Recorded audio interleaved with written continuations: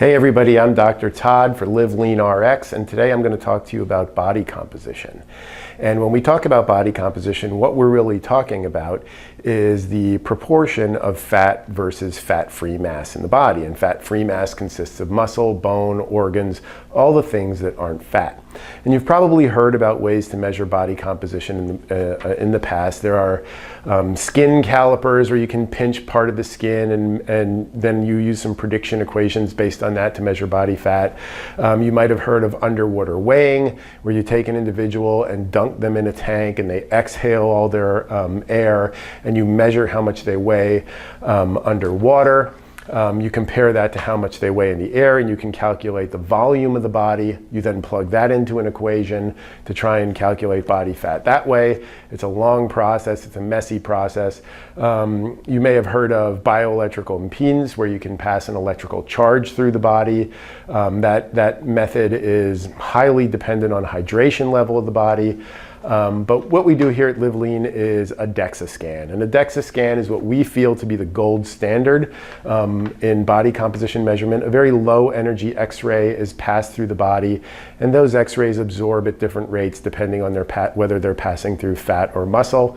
And there are some advantages to this. Not only do you get to know body fat very accurately and very reproducibly, but you also learn bone mass, and visceral fat, which is the adipose tissue that's around the organs. This is the type of fat that's predictive of cardiovascular disease, metabolic disorder. This is what we would call the unhealthy fat. So this is the advantage of DEXA scanning over the other methods of body fat measurement.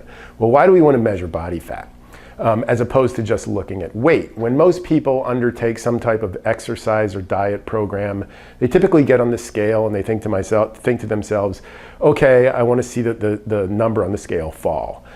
Well, there are a lot of things that influence the number on the scale. I mean, ideally we want that weight to come from fat, but usually when we get on the scale, when we're looking at day-to-day variations in weight, it's really just things like water, waste that's in the colon, how much did you sweat the day before. So all these things sort of confound the number on the scale, and you don't really know whether you're losing fat.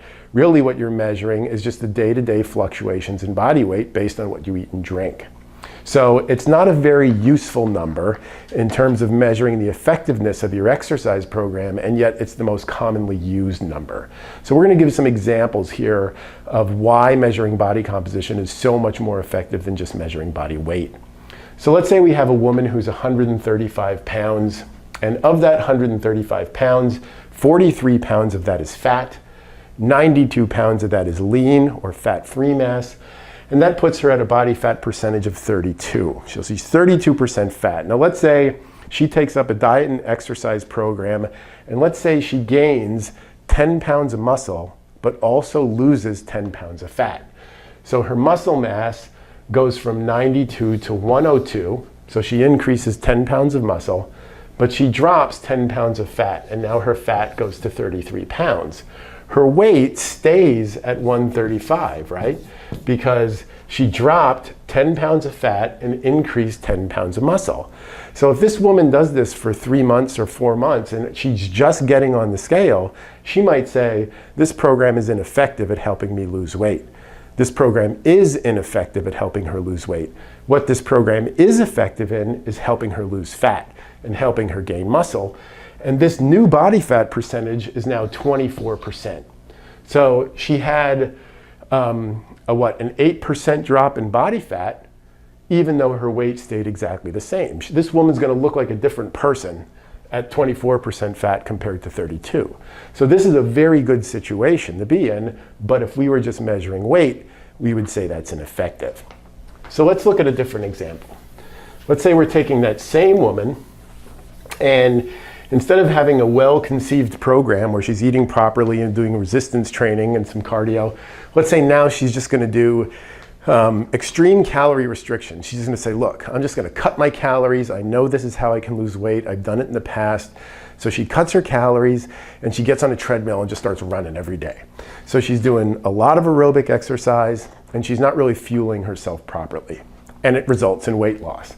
So now, let's say her weight goes to 125.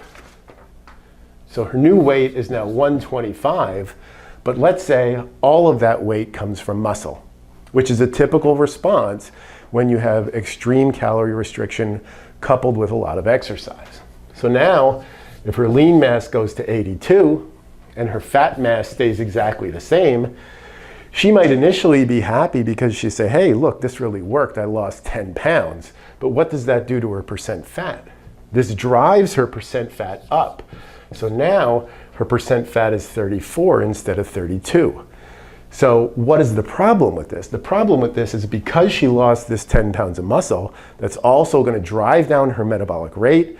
It's going to slow down her metabolic rate. It's going to be more difficult for her to burn calories. It's going to be more difficult for her to lose fat over the long run. So this again is a very typical response, and this person is not really going to be happy. They may be happy with the weight loss, but when they look at themselves, they're actually going to be fatter, right? Their percent fat is going to go up because the ratio of fat to muscle has changed in a negative way.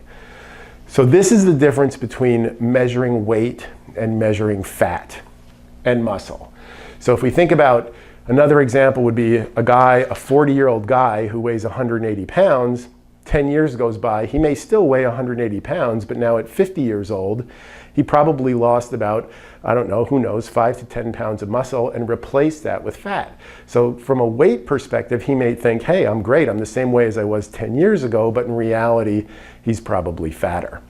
So we try and teach people to understand the difference between fat loss and weight loss. And we do that by measuring body composition on a regular, consistent basis, making sure that people's diets and exercise plans are in order to support positive changes in body composition. And this is something that you will never be able to do properly just by getting on a scale. Thanks.